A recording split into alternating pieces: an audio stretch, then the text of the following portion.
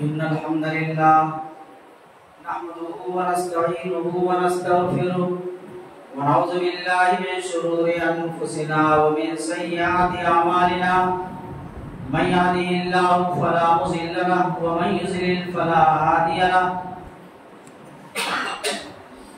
وأشهد أن لا إله إلا الله وحده لا شريك له وأشهد أن محمدا عبده ورسوله أما بعد فإن خير الحديث كتاب الله وخير الهدي هدي محمد صلى الله عليه وسلم وشر الأمور محدثاتها وكل محدثة بدعة وكل بدعة ضلالة وكل ضلالة في النار وأعوذ بالله السميع العليم من الشيطان الرجيم بسم الله الرحمن الرحيم والقرآن المجيد بل عجبوا أن جاءهم منذر منهم فقال الكافرون هذا شيء عجيب أإذا متنا وكنا ترابا ذلك رجع بعيد قد علمنا ما تنقص الأرض منهم وعندنا كتاب حفيظ بل كذبوا بالحق لما جاءهم وهم في أمر مريج أفلم ينظروا إلى السماء فوقهم كيف بنيناها وزيناها وما لها من فروج والأرض مددناها وألقينا فيها رواسي وأنبتنا فيها من كل زوج بهيج تبصرة وذكرى لكل عبد منيب ونزلنا من السماء ماء مباركا فأنبتنا به جنات وحب الحصيد والنخل باسقات لها تروا النزيد رزقا للعباد وأحيينا به بلدة ميتا كذلك الخروج كذبت قبلهم قوم نوح وأصحاب الرس وثمود وعاد وفرعون وإخوان لوط وأصحاب الأيكة وقوم تبع كل كذب الرسل فحق وعيد أفعينا بالخلق الأول بل هم في لبس من خلق جديد بارك الله لي ولكم في القرآن العظيم ونفعني وإياكم بالآيات والذكر الحكيم إنه تعالى جواد كريم ملك بر رؤوف رحيم.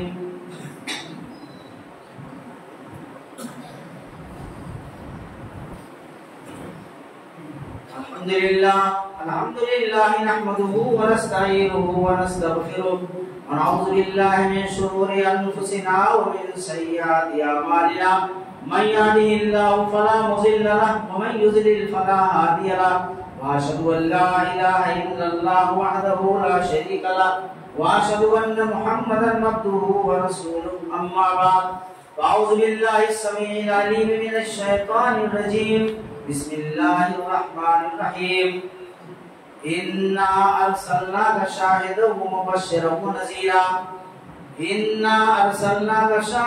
ومبشرا ونذيرا لتؤمنوا بالله ورسوله وتعزروه وتوقروه وتسبحوه بكرة وأصيلا. محترم حاضرین جمعہ، دینی بھائیوں، بزرگوں، عزت مآب خواتین اسلام، میں نے سورہ فتح کی 2 آیت کریمہ کی تلاوت کی ہے آج اس صبح جمعہ میں، آیت نمبر 8 اور آیت نمبر 9. اللہ رب العالمین نے اس آیت میں نبی کریم صلی اللہ علیہ وسلم کی حیثیت بیان کی ہے اور اس کے بعد نبی صلی اللہ علیہ وسلم کے ساتھ امت کا معاملہ کیا ہونا چاہیے، نبی صلی اللہ علیہ وسلم کے کیا حقوق امت پر واجب ہوتے ہیں، نبی کریم صلی اللہ علیہ وسلم کے تعلق سے امت کو کون سا طریقہ اختیار کرنا چاہیے، اس کا ذکر کیا. اللہ رب العالمین فرماتا ہے اِنَّا أَرْسَلْنَاكَ شَاهِدًا وَمُبَشِّرًا وَنَذِيرًا، بے شک ہم نے آپ کو گواہ بنا کر کے اور خوشخبری دینے والا بنا کر اور ڈرانے والا بنا کر کے بھیجا ہے. 3 حیثیت اللہ رب العالمین نے نبی صلی اللہ علیہ وسلم کی آیت میں بیان کی. اللہ فرماتا ہے نبی صلی اللہ علیہ وسلم ہم نے آپ کو گواہ بنا کر کے بھیجا ہے اور خوشخبری دینے والا اور ڈرانے والا بنا کر بھیجا ہے. گواہ بنانے کا مطلب یہ ہے، اس کی تفسیر حدیث شریف کے اندر آتی ہے کہ قیامت کے دن اللہ رب العالمین کے سامنے تمام انبیاء اور رسول اپنی اپنی امتوں کے سامنے اللہ کا پیغام پیش کرنے کے بارے میں کہیں گے کہ اللہ ہم نے تیرا پیغام تیرے بندوں تک پہنچا دیا تھا. امت کے لوگ انکار کریں گے، اللہ رب العالمین نبی صلی اللہ علیہ وسلم سے گواہی دلوائے گا اور اللہ کے رسول صلی اللہ علیہ وسلم تمام نبیوں کی تائید میں گواہی دیں گے حشر کے میدان میں کہ اللہ تعالیٰ ان تمام نبیوں نے تیرے پیغامات کو تیرے بندوں تک پہنچا دیا تھا. اسی کو اللہ تعالیٰ نے فرمایا ہے اِنَّا أَرْسَلْنَاكَ شَاهِدًا، ہم نے آپ کو گواہ بنا کر کے بھیجا ہے کہ قیامت کے دن آپ تمام نبیوں کی طرف سے گواہی دیں گے کہ ان تمام نبیوں رسولوں نے اللہ کے پیغام کو اس کے بندوں تک پہنچا دیا. اور بشارت دینے والا اور ڈرانے والا بنا کر بھیجا. جو لوگ عمل صالح کرتے ہیں ایمان کے ساتھ ان کے لیے جنت کی بشارت دینے والا، اور جو لوگ اللہ رب العالمین کی نافرمانی کرتے ہیں، کفر و شرک میں مبتلا ہے، اللہ رب العالمین کے ساتھ بغاوت کرتے ہیں، اللہ اس کے رسول کے احکام کی تابعداری نہیں کرتے، ان کے لیے اللہ کے عذاب اور جہنم کی وعید سنا کر ڈرانے والا بنا کر بھیجا ہے. محترم حاضرین، اس آیت کی روشنی میں آج اس خطبہ جمعہ میں جو میرا عنوان ہے، میرا موضوع ہے، وہ یہ ہے کہ ایک مسلمان ہونے کی حیثیت سے مسلمانوں کو اللہ کے رسول صلی اللہ علیہ وسلم کے ساتھ محبت کیوں کرنی چاہیے، اور اگر محبت کر رہے ہیں تو کس انداز میں محبت کرنی چاہیے.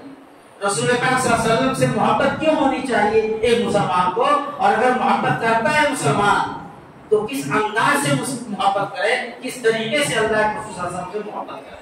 سب سے پہلا جز میرے خطبے کا یہ ہے کہ رسول پاک صلی اللہ علیہ وسلم سے محبت ہمیں کیوں کرنی چاہیے. ایک مسلمان کے لیے یہ ایمان کا جز نہیں بلکہ عین ایمان ہے. رسول صلی اللہ علیہ وسلم سے محبت کرنا آپ کی تعظیم، آپ کا احترام، آپ کا ادب اور آپ کی محبت ایک مسلمان کے اندر رہنا، اس کے دل کے اندر جاگوزی ہونا اور پیوست ہونا، یہ ایک مسلمان کے لیے ضروری اور فرض ہے. ہمیں کیوں کرنی چاہیے؟ اللہ کے رسول صلی اللہ علیہ وسلم سے محبت. اللہ کے رسول صلی اللہ علیہ وسلم کو اللہ تعالیٰ نے ہماری ہدایت کے لیے بھیجا. راہ ہدایت ہمیں جو نصیب ہوئی ہے، ہمیں ایمان اور اسلام کی دولت جو ملی ہے، وہ اللہ کے رسول صلی اللہ علیہ وسلم کی وجہ سے ملی ہے. اللہ رب العالمین نے حضور صلی اللہ علیہ وسلم کو ہماری ہدایت کے لیے بھیجا، ہماری رہنمائی کے لیے بھیجا. انہی کے ذریعے ہم نے اپنے رب کو پہچانا ہے. ہم نے اپنے رب کو اللہ کے رسول صلی اللہ علیہ وسلم کی تعلیمات کے ذریعے پہچانا، اللہ اور اس کے رسول کے احکامات کو جانا. اللہ رب العالمین کو خوش کرنے والے کام کون سے ہیں، یہ ہمیں اللہ کے رسول صلی اللہ علیہ وسلم کی تعلیمات سے معلوم ہوا. ہمارے کن عملوں سے اللہ تعالیٰ ناراض ہوگا، اس کا علم بھی ہمیں اللہ کے رسول صلی اللہ علیہ وسلم کی تعلیمات سے ہوا. تو اپنے رب کو پہچانے ہم نے.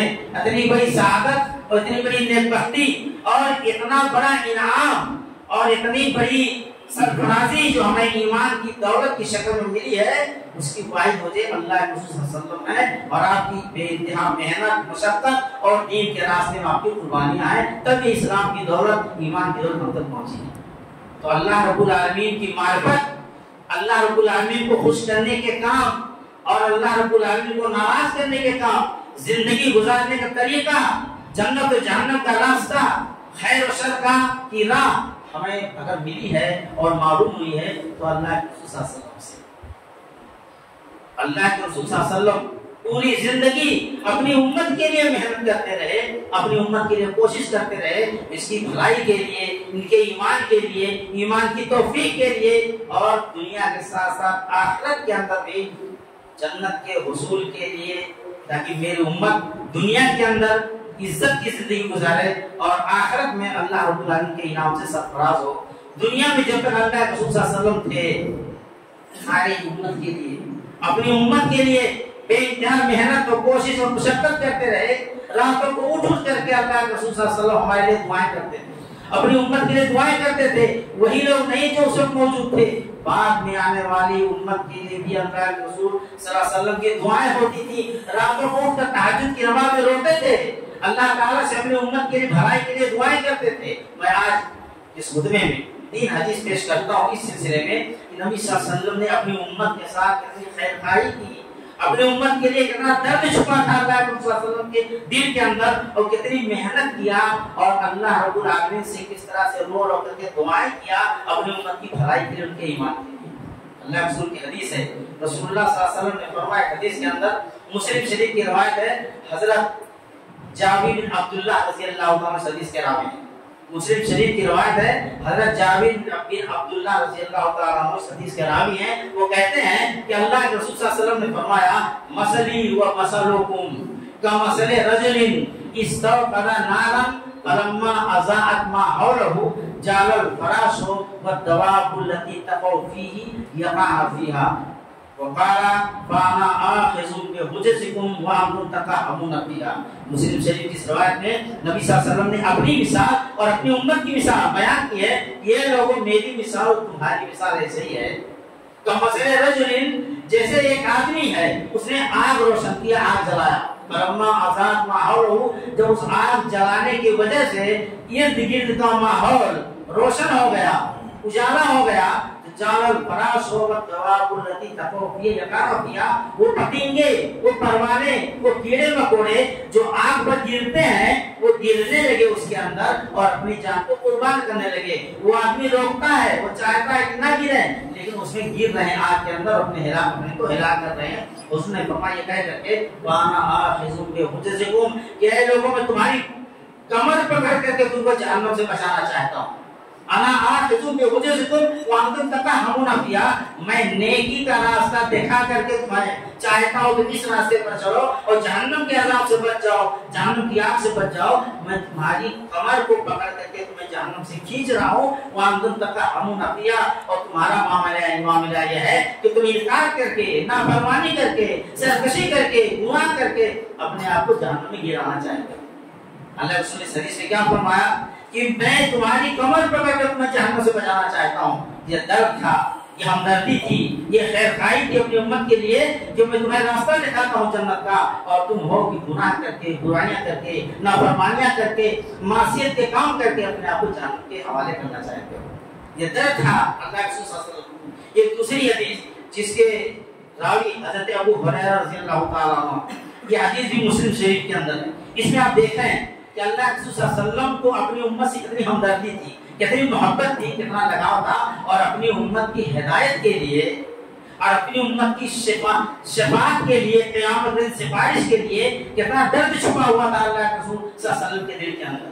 حضرت ابو ہریرہ رضی اللہ تعالیٰ عنہ حدیث کے راوی وہ کہتے ہیں کہ اللہ کے رسول صلی اللہ علیہ وسلم نے فرمایا لِكُلِّ نَبِيٍّ دَعْوَةٌ مُسْتَجَابَةٌ دَعَاهَا لِأُمَّتِهِ وَإِنِّي اخْتَبَأْتُ دَعْوَتِي شَفَاعَةً لِأُمَّتِي يَوْمَ الْقِيَامَةِ.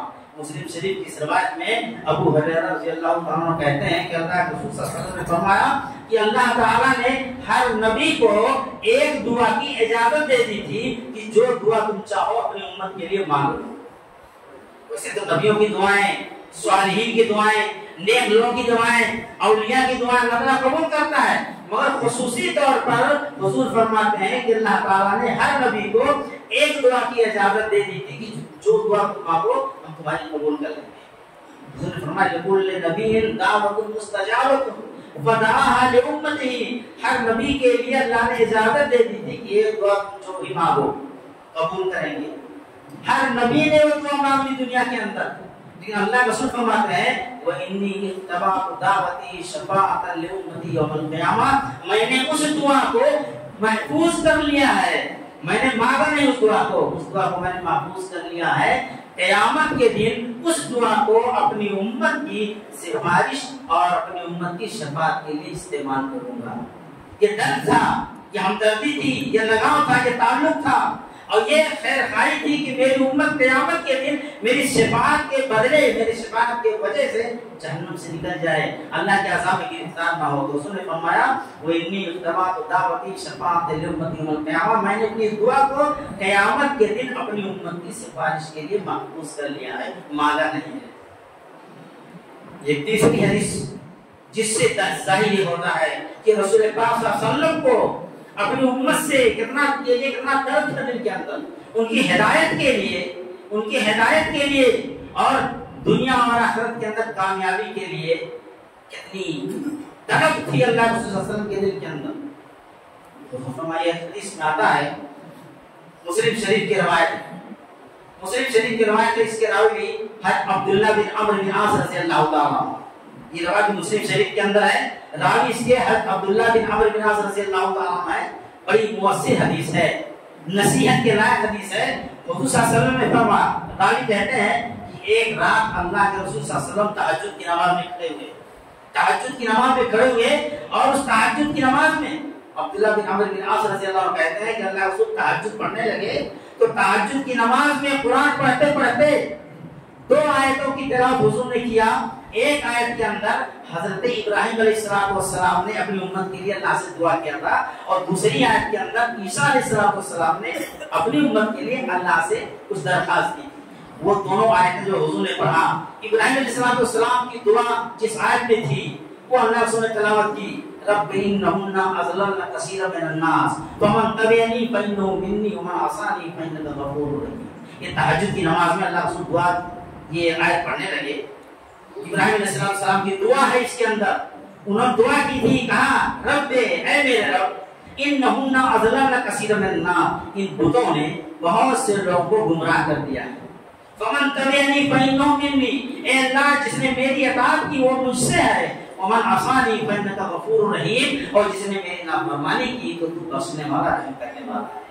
اس کے بعد دوسری آیت حضور نے پڑھی عیسیٰ علیہ السلام جس میں دعا ہے، ان تعذبهم فانهم عبادك وان تغفر لهم فانك انت العزیز الحکیم۔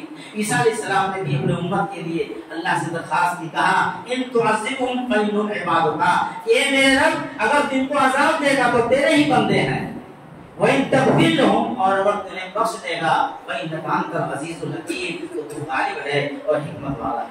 ان دونوں نبیوں کی ان دعاؤں کو تہجد کی نماز میں پڑھنے کے بعد فوراً اللہ کے رسول صلی اللہ علیہ وسلم نے اپنے ہاتھ کو اٹھا دیا اور آسمان کی طرف نگاہ اٹھا کے فرمایا، اللہم امتی امتی، اے اللہ میری امت میری امت، اے اللہ میری امت میری امت، یعنی اپنی امت کے لیے ان کی نجات اور کامیابی کے لیے اللہ رب العالمین کی طرف نگاہ اٹھا دیا۔ اللہ تعالیٰ نے جبریل علیہ السلام کو فوراً بھیجا، کہا اے جبریل جاؤ اور میرے نبی سے محمد سے پوچھو کہ کیوں رو رہے ہو۔ حضور رونے لگے آیت پڑھ کر کے، اللہ امتی امتی کہہ کر کے، اور نگاہ آسمان کی طرف اٹھائے ہوئے ہیں۔ اللہ نے جبریل علیہ السلام سے کہا کہ جاؤ پوچھو کیوں رو رہے ہو، حالانکہ اللہ جانتا تھا اللہ تعالیٰ کہ کیوں رو رہے ہیں۔ جبریل علیہ السلام فوراً آسمان سے اترتے ہیں، حضور کے پاس آئے، کہا اللہ نے پوچھا ہے آپ کیوں رو رہے ہو۔ حضور نے فرمایا کہ میں اپنی امت کے لیے رو رہا ہوں، اپنی امت کی بھلائی کے لیے، ان کی کامیابی کے لیے، ان کی نجات کے لیے میں رو رہا ہوں۔ جبریل علیہ السلام گئے، اللہ سے عرض کیا جو حضور نے کہا تھا۔ اللہ رب العالمین نے پھر کہا جبریل جاؤ اور محمد سے کہہ دو اِنَّا سَنُرْضِيكَ فِي أُمَّتِكَ وَلَا نَسُوءَكَ، کہ محمد صلی اللہ علیہ وسلم ہم آپ کو آپ کی امت کے بارے میں خوش کر دیں گے، آپ کو رنجیدہ نہیں کریں گے، آپ اپنی امت کے لیے جو کچھ مانگ رہے ہیں ہم آپ کو امت کو دے دیں گے، آپ کو خوش کر دیں گے۔ حدیث میں آتا ہے کہ قیامت کے دن حشر کے میدان میں جب سارے لوگ جمع ہوں گے، گھبرائے لوگ حضور کے پاس آئیں گے، کہیں گے چلیے سفارش کیجیے۔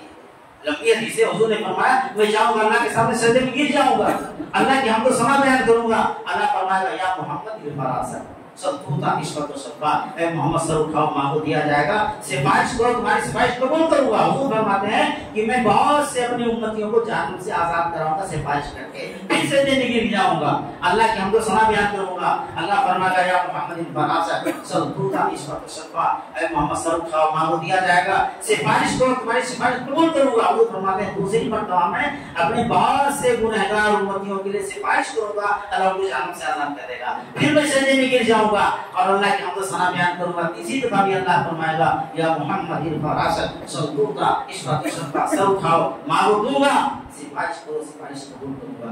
حضور فرماتے ہیں تیسری دفعہ میں اپنی بہت سے گنہگار امتیوں کو جہنم سے آزاد کراؤں گا سفارش کر کے۔ اس کے بعد اللہ تعالیٰ کہے گا کہ اے محمد صلی اللہ علیہ وسلم آپ کی سفارش سے جتنے لوگوں کو معاف کرنا تھا میں نے معاف کر دیا، اب میں اپنی رحمت سے جس کو چاہوں گا بخشوں گا۔ اس کے بعد حضور فرماتے ہیں کہ جہنم سے ہر وہ آدمی مومن مسلمان گنہگار نکال لیا جائے گا جس کے دل کے اندر رائی کے دانے کے برابر بھی ایمان نہ ہوگا۔ تو دنیا سے لے کر اور حشر کے میدان تک اللہ رسول کو فکر تھی اپنے امت کی۔ یہ وجہ ہے کہ جب ان کے وجہ سے ہم کو ایمان کی دولت نصیب ہوئی، دنیا کے اندر عزت ملی، آخرت میں کامیابی ملے گی انشاءاللہ اگر ان کے طریقے پر ہمارا اللہ، تو ایسے نبی کے لیے ہمارے دل میں کیا ہونی چاہیے؟ محبت ہونی چاہیے۔ لیکن محبت زبان سے نہیں، آج تو محبت کا اظہار مسلمان کرتے ہیں، مگر کسی نے کہا ہے کہ امت خرافات میں کھو گئی، حقیقت روایات میں کھو گئی۔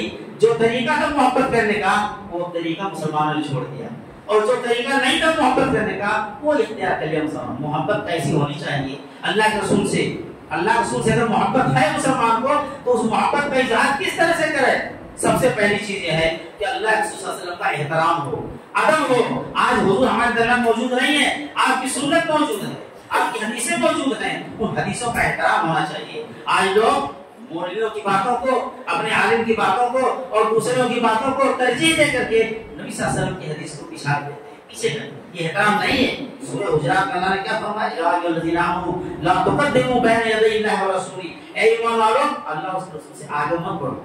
آگے بڑھنے کا مطلب یہ ہے کہ اگر کسی معاملے میں اللہ اس کے رسول کا حکم موجود ہے تو تم اس میں اپنے عقل کو دخل مت دو، اپنی رائے کو دخل مت دو، اللہ اس رسول کے فرمان کو تسلیم کر لو۔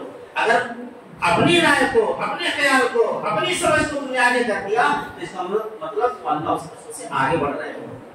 اس کے بعد والی آیت میں اللہ نے فرمایا یا ایھا الذین آمنوا لا ترفعوا اصواتکم فوق صوت النبی ولا تجهروا له بالقول كجهر بعضکم لبعض ان تحبط اعمالکم وانتم لا تشعرون۔ اے لوگوں جو ایمان لائے ہو، نبی کی آواز سے تمہاری آواز اونچی نہ ہو۔ اگر نبی کی آواز سے تمہاری آواز اونچی ہو گئی تو اندیشہ ہے تمہارا عمل برباد ہو جائے گا۔ آواز اونچی ہونے پر اللہ کی طرف سے ڈراوا آ رہا ہے کہ مسلمانوں تمہارا عمل برباد ہو جائے گا۔ آج آواز تو اونچی چھوڑ دیجئے، ہمارا عمل بھی سنت رسول کے خلاف ہوتا ہے، پھر ہمارے عمل کا کیا حال ہوگا؟ یہ آیت جو گزری نا، ایک صحابی تھے جن کا نام ثابت بن قیس رضی اللہ تعالیٰ تھا، وہ رونے لگے۔ اللہ نے ان کی آواز فطرتاً اونچی بنا دی تھی، اونچی آواز تھی۔ انہوں نے کہا ہمارا عمل تو ضائع ہو گیا۔ کہا کیوں؟ کہا ہماری آواز اونچی ہے حضور کی آواز سے۔ خیر کے اندر دروازہ بند کے بیٹھ کے رونے لگے۔ اللہ رسول نے فرمایا، لوگوں نے ذکر کیا ان کا حال ثابت بن قیس رضی اللہ عنہ کا، کہا جاؤ دیکھو، گئے، کہا دور ہو گئے ہو، کہا میری آواز اونچی حضور کی آواز سے ہے۔ اللہ نے کہا تمہارا عمل برباد ہو جائے گا، اب تو میرا عمل کوئی فائدہ نہیں دے گا ہم کو، عمل برباد ہو گئے۔ آئے حضور سے کہا لوگوں نے، حضور نے فرمایا جا کر کہہ دو لست منہم، تم ان لوگوں میں سے نہیں ہو، تم جنتی ہو۔ تو احترام ہونا چاہیے، ادب ہونا چاہیے اور محبت ہونی چاہیے اللہ کے رسول کے فرمان سے۔ اور دوسری محبت کا طریقہ یہ ہے کہ یقین ہو ہم کو نبی صلی اللہ علیہ وسلم کے فرمان پر، ایدن ایمان ہو، شک نہ ہو کسی حدیث پر۔ اگر صحیح حدیث ہمارے سامنے موجود ہو، صحیح حدیث آ جائے تو ہمیں اس پر یقین کرنا چاہیے کہ اللہ کی حدیث ہے، برحق ہے اور قابل عمل ہے۔ اللہ کے رسول کے فرمان پر یقین، اس مثال دیتا ہوں۔ اللہ کے رسول نے، ایک دیہاتی تھا، صحابہ کرام کو کیسا یقین تھا اور کیسا اس کو فوراً تسلیم کرتے تھے اور مان لیتے تھے کہ اللہ کے رسول صلی اللہ علیہ وسلم صحیح فرما رہے ہیں۔ ایک آدمی سے حضور نے گھوڑا خریدا، بات ہو گئی، حضور نے کہا میرے ساتھ چلو۔ حضور نے فرمایا، نسائی شریف کی روایت ہے، حضور نے کہا میرے ساتھ چلو۔ وہ آدمی آنے لگا، راستے میں کچھ لوگ ملے، انہوں نے کہا یہ گھوڑا ہم سے بیچ دو۔ کہا یہ گھوڑا میں بیچ چکا ہوں۔ انہوں نے کہا ہم اتنا دیں گے، یعنی حضور نے جتنے میں گھوڑا خریدا تھا اس سے زیادہ کا اتنا ہم دیں گے۔ اس کی نیت بگڑ گئی، پیسہ کے لالچ میں اس کی نیت بگڑ گئی۔ اس نے اللہ کے رسول کو آواز دیا، حضور آگے آگے چل رہے تھے، کہا ایسا اگر گھوڑا لینا ہو تو لے لو ورنہ میں اس کو بیچ رہا ہوں۔ حضور نے فرمایا کہ بھائی میں تو گھوڑا خرید چکا ہوں۔ کہا نہیں، کوئی گواہ لاؤ، کوئی گواہ لاؤ۔ وہ دیہاتی، اس نے کہا کوئی گواہ لاؤ کہ تم نے گھوڑا مجھ سے خریدا ہے۔ جس وقت بات ہوئی تھی خریدا تو حضور نے کوئی موجود نہیں تھا، اب کوئی موجود نہیں تھا، کس کو گواہ میں پیش کریں؟ اتنے میں ایک صحابی رسول حضرت خزیمہ بن ثابت رضی اللہ تعالیٰ عنہ، خزیمہ بن ثابت رضی اللہ عنہ پہنچ گئے اور بات ہی ہو رہی تھی۔ اللہ رسول کہتے تھے میں گھوڑا خرید چکا ہوں، اور دیہاتی کہتا تھا کوئی گواہ لاؤ تو میں گھوڑا دے دوں گا۔ خزیمہ بن ثابت رضی اللہ عنہ نے حضور کی زبان سے یہ سنا کہ میں نے گھوڑا خرید لیا ہے۔ انہوں نے کہا میں گواہی دیتا ہوں کہ اللہ کے رسول نے تم سے گھوڑا خریدا ہے، اب دو گھوڑا۔ وہ مجبور ہو گیا دینے کے لیے، گھوڑا اس نے دے دیا، مگر اللہ کے رسول صلی اللہ علیہ وسلم نے بعد میں خزیمہ بن ثابت رضی اللہ عنہ سے پوچھا یہ خزیمہ تم تو خرید فروخت کے وقت موجود نہیں تھے، تم نے کیسے گواہی دیا کہ ہم نے گھوڑا خریدا ہے؟ تم کو کیسے علم ہوا کہ ہم نے گھوڑا خریدا ہے؟ خزیمہ بن ثابت رضی اللہ عنہ کا ایمان اللہ کے رسول پر یقین۔ انہوں نے کہا اللہ کے رسول آپ ہم کو آسمان کی خبریں بتاتے ہیں کہ جبریل آئے تھے، ایسا ایسا کہہ رہے تھے، ایسا ایسا کہا انہوں نے، ہم نے نہیں دیکھا جبریل کو، ہم نے نہیں دیکھا جبریل کو آپ کو کچھ بات بتاتے ہوئے، مگر آپ کی بات پر ہم نے یقین کیا۔ تو آسمان کی خبروں پر ہم آپ کا یقین کرتے ہیں، تو دیہاتی کے معاملے میں آپ کی بات پر یقین کیسے نہیں کریں گے کہ آپ غلط کہہ رہے ہیں؟ حضور کی زبان سے نکلا میں نے گھوڑا خریدا، صحابی رسول فوراً کہتے ہیں ہاں انہوں نے گھوڑا خریدا ہے۔ یہ جب دیکھا ایمان اور یقین، اللہ کے رسول صلی اللہ علیہ وسلم نے لوگوں کے درمیان اعلان کر دیا، یہ اعلان کیا، یہ لوگوں آج کے بعد سے خزیمہ بن ثابت کی گواہی 2 آدمیوں کی گواہی کے برابر مانی جائے. یہ انعام ہوا، یہ اعزاز ملا ان کو اس بات کا کہ اللہ کے رسول صلی اللہ علیہ وسلم کی بات پر یقین اور ایمان کیسا ہے. حضور نے فرمایا آج کے بعد سے خزیمہ کی گواہی 2 آدمیوں کی گواہی کے برابر مانی جائے گی. آئیو بزرگو، اللہ کے رسول صلی اللہ علیہ وسلم کی محبت ضرور ایک مسلمان کو حضور سے کرنی چاہیے، لیکن محبت کا جو انداز ہو، محبت کا جو طریقہ ہو، وہ یہی ہونا چاہیے کہ احترام ہو، عزت ہو، تعظیم ہو، آپ کی باتوں پر یقین ہو. اور اس کے ساتھ ساتھ ایک بات اور ہے کہ اللہ کے رسول صلی اللہ علیہ وسلم کی محبت کا اظہار اطاعت اور اتباع کی شکل میں کرنا چاہیے. اطاعت اور اتباع کی شکل میں کرنا چاہیے. صرف 2 منٹ میں آپ کروں گا. ایک مسلمان کو اللہ کے رسول صلی اللہ علیہ وسلم کی اطاعت اور اتباع ہر حال میں اس طرح کرنا چاہیے کہ پھر دل کے اندر کوئی گنجائش کسی لیت و لال کی نہ رہ جائے. اللہ کے رسول صلی اللہ علیہ وسلم نے ایک صحابی کے ہاتھ میں ایک سونے کی انگوٹھی دیکھی، ایک سونے کی انگوٹھی دیکھی. اللہ کے رسول صلی اللہ علیہ وسلم نے انگوٹھی لیا اور حضور نے یہ کہا، یہ لوگوں کیا تم میں سے کوئی یہ چاہتا ہے کہ اپنے ہاتھ میں جہنم کی آگ کا انگارہ لے؟ کیونکہ مردوں کے لیے سونا پہننا حرام ہے. وہ سونے کی انگوٹھی مرد کے ہاتھ میں دے دی، صحابی کے ہاتھ میں. اللہ رسول نے فرمایا کہ کیا تم میں سے کوئی یہ چاہتا ہے کہ اپنے ہاتھ میں جہنم کی آگ کا انگارہ لے؟ یہ کہہ کر حضور نے وہ انگوٹھی اس صحابی رسول کے ہاتھ سے نکال کے پھینک دی، زمین پہ پھینک دیا اور آگے بڑھ کے حضور چلے گئے. وہاں جو لوگ موجود تھے انہوں نے اس شخص سے کہا کہ سونا پہننا صرف حرام ہے، تم پہنے تھے تو اللہ رسول نے پھینک دیا، اس کو اٹھا لو، بیچ دو اور وہ پیسہ تو اپنی ضرورت میں استعمال کر دو. یہ اطاعت اور اتباع کے جذبہ کی انتہا تھی، یا محبت کی انتہا تھی، آپ کے احترام کی انتہا تھی صحابہ کرام کے دل میں. ان صحابہ رسول نے کہا خدا کی قسم جس انگوٹھی کو اللہ کے رسول صلی اللہ علیہ وسلم نے پھینک دیا، اب اگرچہ میرے لیے جائز ہے اس کو اٹھا کر کے میں بیچ کر اپنی کسی ضرورت اس پیسے کو استعمال کر لوں، مگر جس انگوٹھی کو اللہ کے رسول نے ہاتھ لگا دیا اور پھینک دیا، خدا کی قسم اس انگوٹھی میں اٹھا نہیں سکتا. جائز تھا ان کے لیے، مگر یہ محبت کی اطاعت کی انتہا تھی، اتباع کی انتہا تھی کہ اللہ کے رسول نے پھینک دیا ہے اس انگوٹھی کو، اب اس انگوٹھی کو اٹھا نہیں سکتا. تو اللہ کے رسول صلی اللہ علیہ وسلم سے محبت کا جو انداز ہو وہ احترام و تعظیم کی شکل میں ہو، ایمان اور یقین کی شکل میں ہو، اطاعت اور اتباع کی شکل میں ہو. اگر ان صورتوں میں ہمارے دل میں اللہ رسول کی محبت ہے یا حضور کی اتباع اور اطاعت کرتے اپنی زندگی کے جو ہے شعبوں کے اندر، تو انشاءاللہ اس اطاعت کی برکت سے دنیا کے اندر ہمیں عزت اور آخرت کے اندر سرخوری نصیب ہوگی. اللہ تعالیٰ سے دعا ہے کہ اللہ رب العالمین ہمیں اور آپ کو صحیح ایمان و عمل کی توفیق عطا فرمائے، جب اس دنیا میں زندہ رکھے، ایمان اور عمل صالح پر زندہ رکھے، خاتمہ ایمان پر خاتمہ. اللہ رب العالمین سے دعا ہے کہ اللہ تعالیٰ ہمیں زندگی کے تمام شعبوں کے اندر نبی صلی اللہ علیہ وسلم کے فرمان کو، آپ کی سنت کو، اپنے عمل کو اختیار کرنے کی توفیق عطا فرمائے. وآخر دعوانا الحمدللہ رب العالمین. ان اللہ وملائکتہ یصلون علی النبی یا ایھا الذین آمنوا صلوا علیہ وسلموا تسلیما. اللهم صل على محمد وعلى ال محمد كما صليت على ابراهيم وعلى ال ابراهيم انك حميد مجيد. اللهم بارك على محمد وعلى ال محمد كما باركت على ابراهيم وعلى ال ابراهيم انك حميد مجيد. عباد الله رحمكم الله، ان الله يأمر بالعدل والإحسان وإيتاء ذي القربى وينهى عن الفحشاء والمنكر والبغي يعظكم لعلكم تذكرون. ولذكر الله تعالى أعلى وأكبر.